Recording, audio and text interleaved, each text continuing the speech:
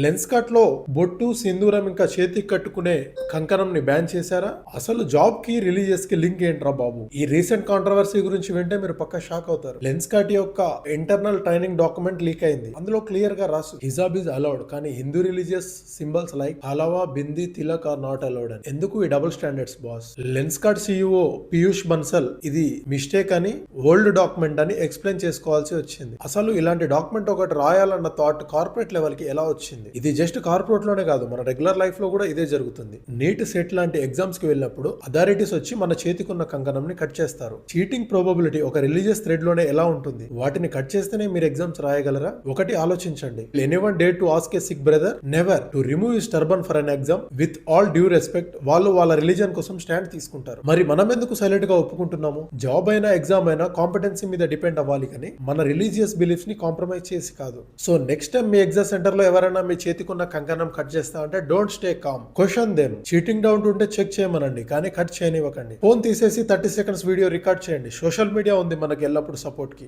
మన బిలీఫ్ కోసం మనమే స్టాండ్ తీసుకోవాలి. మీరేమంటారో కామెంట్ చేయండి. మరిన్ని లేటెస్ట్ మరియు ఇట్లాంటి ట్రెండింగ్ టాపిక్స్ కోసం మన ఛానల్ ని సబ్స్క్రైబ్ చేయడం మర్చిపోకండి. జై హింద్.